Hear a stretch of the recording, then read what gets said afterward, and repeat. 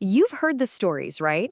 That chilling whisper about a patch of ocean where compasses spin like crazy and ships and planes, well, they just vanish into thin air.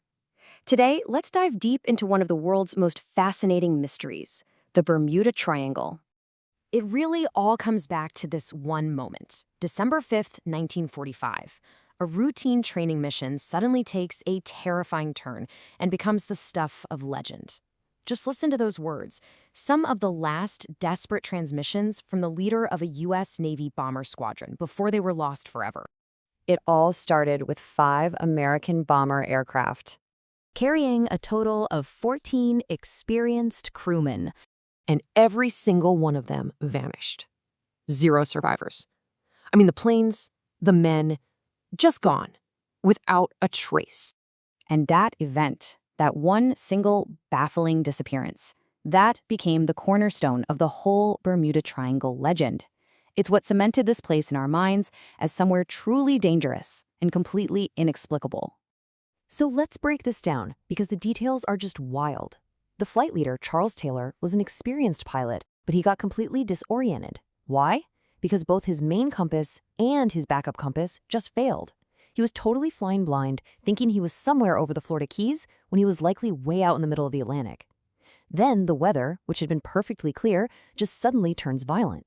And as if that wasn't tragic enough, one of the rescue planes sent to find them also vanished, taking another 13 people with it. In a single afternoon, 6 planes and 27 men were just gone. Okay, so where exactly is this infamous stretch of ocean? Let's try to chart the coordinates of this so-called Devil's Triangle. Well, here's the thing. You're not going to find the Bermuda Triangle on any official map. It's not a real, formally recognized place.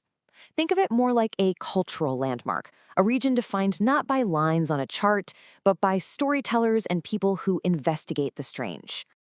And it's a huge area. We're talking about 500,000 square miles of open ocean. That is a lot of space for things to go wrong, and, a lot of space for mysteries to stay hidden. Before 1964, these were all just seen as separate, isolated incidents. But then a writer named Vincent Gaddis came along. He was the one who connected all the dots in a magazine article, weaving them together into this one big, terrifying story. He gave it the name, and boom, a global phenomenon was born. But Gaddis didn't just pull this out of thin air. The strange events in this region had been reported for a long, long time before the 1960s. The history here is just littered with unsettling stories. I mean, just think about this timeline. It goes all the way back to the age of discovery. Christopher Columbus himself wrote in his ship's log about his compass going haywire and seeing a great flame of fire crash into the ocean.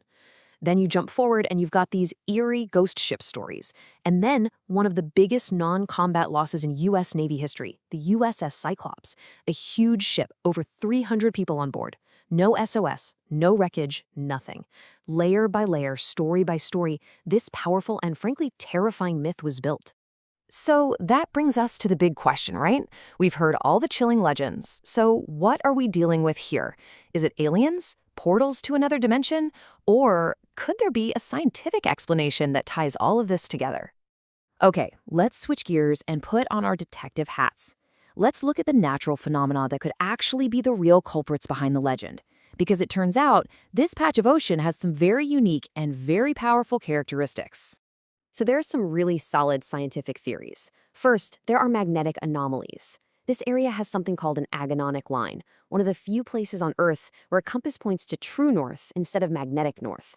Now, if you're a pilot and you don't account for that, you can get seriously lost. Sound familiar?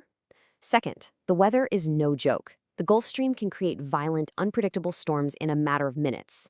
And third, and this one is wild, is the methane gas theory. Scientists think that huge bubbles of gas could erupt from the ocean floor, instantly lowering the water's density and causing a ship to just sink in seconds. And this right here is a huge piece of the puzzle. Disappeared doesn't have to mean something supernatural happened. A lot of the time, it just means unrecoverable. The ocean floor here is one of the deepest spots in the Atlantic, with massive trenches miles deep. Finding anything down there is like trying to find a needle in a continent-sized haystack. It's next to impossible.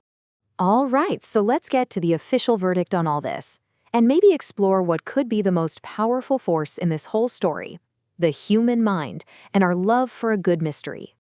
So what's the official word? Well, agencies like the US Navy and the Coast Guard are pretty clear about it. When they look at the data, they say accidents don't happen more frequently in the Bermuda Triangle than in any other heavily trafficked, storm-prone part of the ocean. The reality is, for every legendary explanation, there's a much more likely real-world cause. Instead of aliens, we have extreme weather. Instead of lost dimensions, you have simple navigational errors. And maybe the biggest factor of all is something called confirmation bias. We've all heard the legends, so when an accident does happen there, our brains immediately connect it to the myth, while we totally ignore the thousands and thousands of trips that happen every single day without any problems at all. And that kind of leaves us with one final thought. Maybe the Bermuda Triangle's greatest secret isn't about what's lurking in the deep. Maybe it's really about our own deep fascination with the unknown, our need to believe that there are still mysteries out there in the world that science can't totally explain. Maybe the story is just too good to let go of.